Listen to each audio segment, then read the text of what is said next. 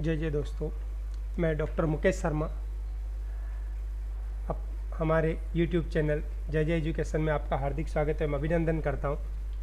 हमने इससे पूर्व संधि के प्रकारों के बारे में वीडियो पढ़ा था। अब हम पढ़ने वाले हैं संधि, और संधि से पूर्व हम लोगों ने आयादी संधि पढ़ी थी। आप लोगों ने कमेंट्स बॉक्स में आंसर नहीं भेजे हैं। मैं चाहता हूं कि अब जो भी आपको वीडियो प्राप्त हो रहे हैं उसमें कमेंट्स बॉक्स में ज़रूर आप अपने उत्तरों को भेजें, ताकि हमें पता चल सके कि आप निश्चित रूप से उसकी तैयारियां कर रहे हैं। तो आयादी संधि से रिलेटेड 18 क्वेश्चंस दिए थे। पहला था चयनम, तो उसका जो उत्तर है चे प्लस अनम। दूसरा है जयति, जे प्लस अति। तीसरा है शयनम, शे प्लस अनम। चौथा है शयानः, शे प्लस आनः। भवन, बो प्लस अन। श्रवण, श्रो प्लस अण। लवण, लो प्लस अण। पवित्र, पो प्लस इत्र। नायक, ने प्लस अक। दायक, दाई प्लस अक। गायिका, गाई प्लस इका।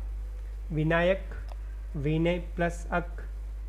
नायिका, नाई प्लस इका। सावक, सौ प्लस अक। नाविक, नौ प्लस इक। धावक, दौ प्लस अक। दृष्ट्वापि, दृष्टौ प्लस अपि। और अंतिम जो 18वां जो था भावुक, इसकी संधि विच्छेद होगी बहु प्लस अक। तो मैं आशा करता हूँ कि आपके सभी के ये उत्तर सही रहे होंगे। अब हम पढ़ने वाले हैं दीर्घ संधि। दीर्घ संधि का नियम है, यदि पूर्व में हर्ष स्वर यानी कि अ ई उ या दीर्घ स्वर आ ई उ हो तथा बाद में भी हर्ष स्वर यानी कि अ ई उ या दीर्घ स्वर आ ई उ होने पर दोनों स्थानों पर दीर्घ स्वर यानी कि आ ई और उ बनेगा। छोटा सा एक चार्ट है, पूर्व में अ या आ जाए, उसके पश्चात भी अ या आ है तो परिवर्तन जो होगा वो आ होगा। इसी प्रकार ई या ई आए, उसके पश्चात भी ई या ई, इनमें से कुछ भी आ जाए तो ई होगा। उ या उ हो, उसके बाद उ या उ हो तो परिवर्तन जो होगा वो उ के अंदर परिवर्तन हो जाएगा। जैसे दीप प्लस अवली, या तो इसका दीपावली बनेगा। हमें पता है कि संधि के दो भाग होते हैं। तो यहाँ पहला जो प्रथम पद जो है वो है दीप। जब हम इसके टुकड़े करेंगे तो द, ई, प, अ, ये इसके टुकड़े होंगे। इसका अंतिम जो स्वर होगा वो अ है। इसी प्रकार द्वितीय पद जो है अवली, यानी कि जब अवली के छोटे टुकड़े करेंगे तो अ, व, अ, ल और अ में इसका प्रथम स्वर जो है वो भी अ है।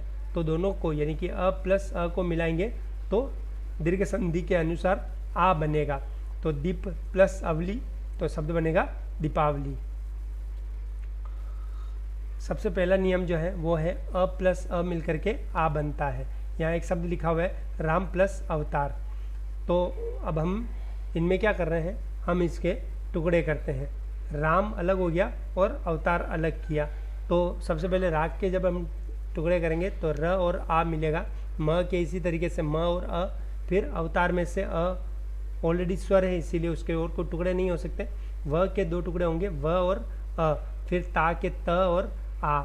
फिर र के र और अ। तो जब हम इन सबको मिलाएंगे यानी कि र, आ, म, और चूंकि अ और अ मिलकर के आ बनता है तो मैंने आ लिखा है। फिर व, अ, त, आ, र, अ। जब हम इन सबको मिलाएंगे तो र के अंदर आ जुड़ेगा तो रा, म के अंदर आ जुड़ेगा तो मा, व के अंदर आ जुड़ेगा तो व, त के अंदर आ जुड़ेगा तो ता, और र के अंदर आ जुड़ेगा तो र। जब हम इन सबको मिला देंगे तो शब्द बनेगा रामावतार। इसी प्रकार दूसरा जो नियम है वो है, यानी कि पूर्व पद में अ हो और पश्चात पद में आ हो तब भी मिलकर के आ ही बनेगा। जैसे ज्ञान प्लस आवरण, तो जब हम इनके टुकड़े करेंगे ज्ञा अलग न अलग प्लस आवरण, तो जब इनके टुकड़े करेंगे तो ज्ञा के जब टुकड़े करेंगे तो ज्ञ और आ मिलेगा तो ज्ञा बन ज्ञ और आ। फिर न के जब टुकड़े करेंगे तो न और अ। फिर आ ऑलरेडी स्वर है इसीलिए उसके टुकड़े नहीं हो सकते, तो आ इसी तरीके से लिखा। फिर व के दो भाग किए, व और र के दो भाग र और और अण के 2 भाग, अण और अ। तो चूँकि अ और आ मिलकर के आ बनता है, तो हमने आ लिखा और सेम ऊपर जो सब वर्ण थे उनको वैसे ही नीचे लिख दिया। तो घ, आ, न, आ, व, अ, र, अ, अण और अ। जब इनको जोड़ना दोबारा जब शुरू करेंगे तो शब्द बन जाएगा ज्ञानावरण। तो जब इन सबको मिला दिया तो शब्द बनेगा ज्ञानावरण। तीसरा जो नियम है वो है आ प्लस अ मिलकर के भी आ बनता है, जैसे शिक्षा प्लस अर्थी। तो इसके टुकड़े करेंगे शी, शा प्लस अरथी। तो जब इनके जब टुकड़े करेंगे तो शी के स और ई, श के श और आ, फिर अ के अ, फिर रथी के करेंगे तो र, थ और ई।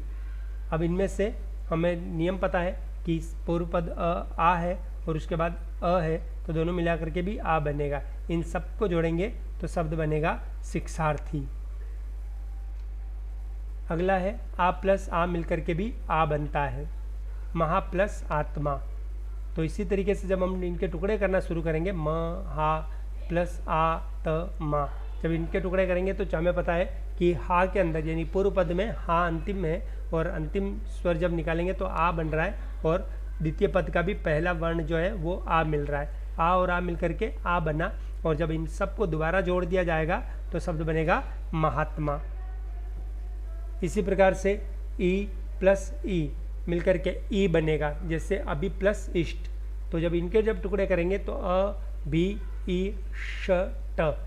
तो जब इनके टुकड़े किए तो हमें पता है कि ई और ई मिलकर के ई बनता है, तो ये बनेगा अभीष्ट।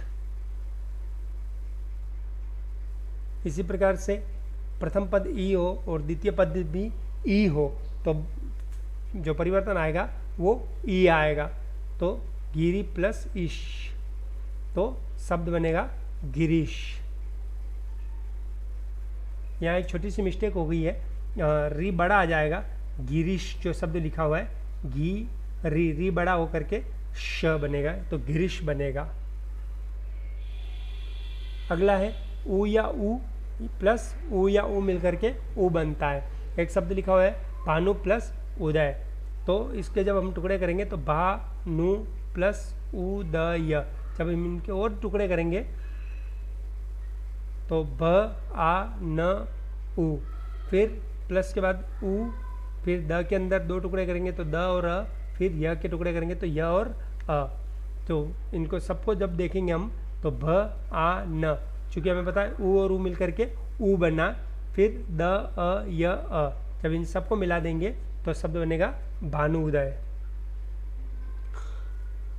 मैं आशा रखता हूँ और अपेक्षा भी करता हूँ कि आप सब इस वीडियो को लाइक करेंगे और साथ ही कमेंट्स करेंगे। तो मैं कुछ गृह कार्य आप लोगों को दे रहा हूँ जिसकी संधि विच्छेद करनी है। तो पहला है चरणामृत, दूसरा है पीताम्बर, तीसरा है वीरांगना, चौथा है साश्चर्य, पांचवा है गजानन, छठा है तथागत, सातवां है परीक्षा, आठवां है रविंद्र, नौवां है रजनीश, 10वां है सुक्ति, 11वां है वधुत्सव और अंतिम 12वां जो है वो है भूतसर्ग। आप सब इसके संधि विच्छेद करके हमें कमेंट्स बॉक्स में इसके उत्तर दीजिए ताकि हम जान सकें कि आप अपनी तैयारी कर रहे हैं। साथ ही कई बार ऐसा भी होता है कि हम इस लापरवाही के कारण हम गलत लिख देते हैं या हम इसका उत्तर नहीं भेजते हैं और इसकी तैयारी नहीं कर रहे होते हैं। तो मैं चाहता हूं कि आप इसी बहाने अपनी तैयारी रखें। आप सभी को बहुत बहुत धन्यवाद। इस वीडियो को लाइक करें, कमेंट्स करें और साथ ही अपने मित्रों को सब्सक्राइब करवाएं। Thank you very much.